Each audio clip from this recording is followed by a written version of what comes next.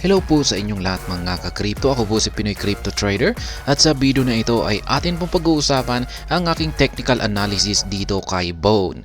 Ngayon pong December 8 taong 2023. Pero bago po tayo magpatuloy ay nais ko lamang po munang bigyang linaw ang aking disclaimer kung saan ang nilalaman po ng video na ito ay hindi po ito isang financial advice.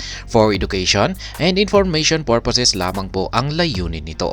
Maliban po dito ay nais ko na rin pong magbigay babala na wala pong kahit anumang group chat ang Pinoy Crypto Trader. Ayan po mga ka-crypto, nandito po tayo sa daily chart time frame ni Bone. At yan po yung aking naging previous price projection dito sa nakaraang aking technical analysis dito. Yan, ito po ay magpapatuloy sa kanyang pag-akyat sapagkat meron po tayong bullish momentum dito or bullish signal. At ito po yung binabantayan natin na kung pag nabasag po niya ang mga resistance natin dito na nakaharang ay ayan, sasabog po siya at aakyat. At yan na nga yung nangyari ngayon. Yan, kahapon po ay nagkaroon siya ng nitong December 6 ay ayan tumagos po siya dito sa resistance line natin dito. Ayan. Nagkaroon siya ng konting rejection dito noong December 4. Yan, pero nakabawi po siya nitong December 6 at ayan na nga, sumabog siya kahapon December 7. Ayan po yung ating ngayon ay nandito po yung ating tinututukan ngayon.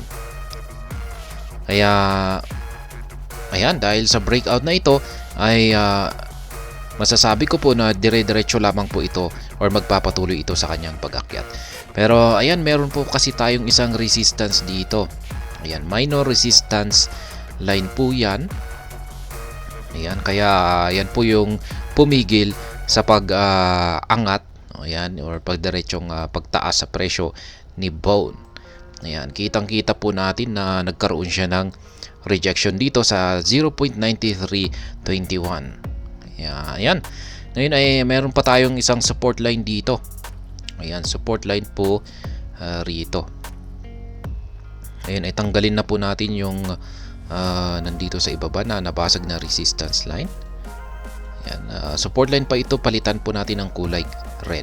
Lahat po ng mga kulay red ay mga support line. Mga kulay green ay mga resistance line. Ngayon ay tanggalin po natin ito. Hindi na po natin kailangan yung mga ibang mga trend lines dito. Ayan, saka na lamang po nating muling ilagay para hindi po magulo yung ating chart. Ayan, ganyan po, malinis. Ayan, napakalinis tignan.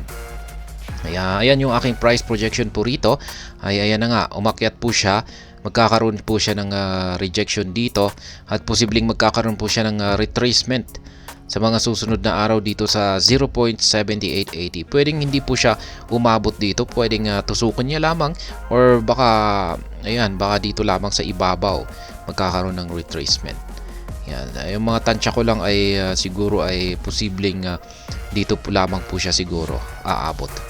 Yan, pagkatapos niyan ay pagkatapos ng kanyang retracement ay magpapatuloy lamang po ito sa kanyang pag-akyat. Ayan, para muling basagin ang 0.9321.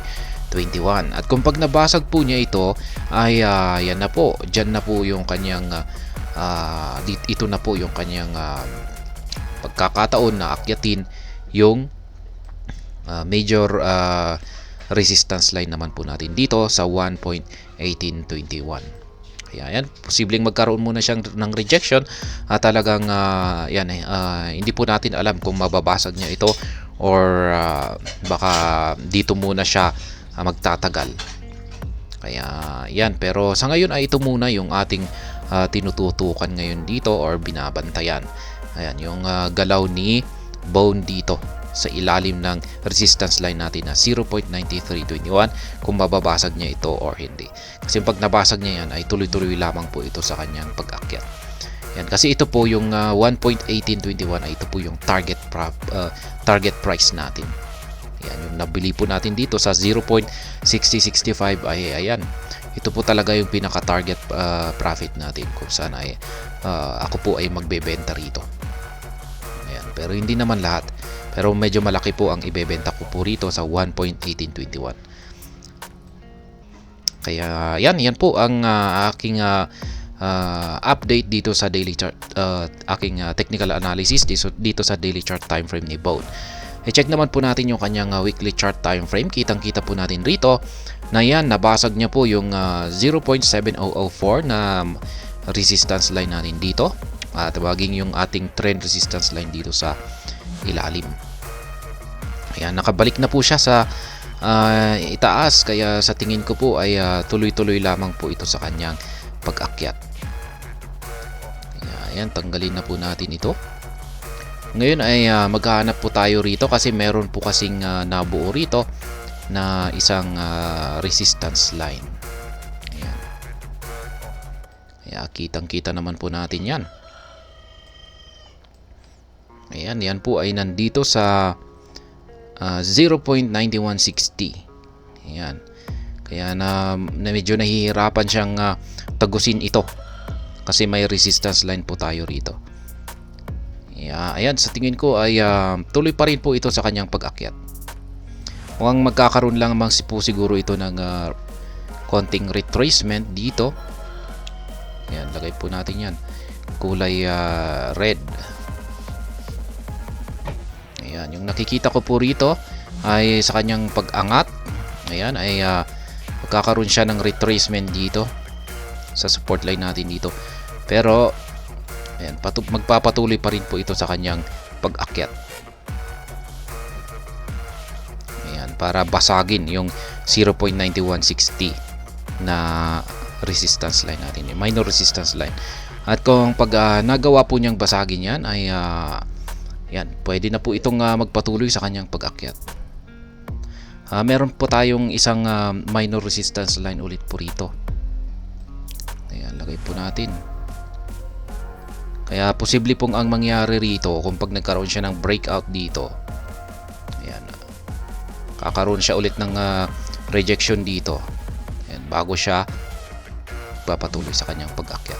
Ganyan po ang posibleng sunod na aking nakikita na magiging galaw dito.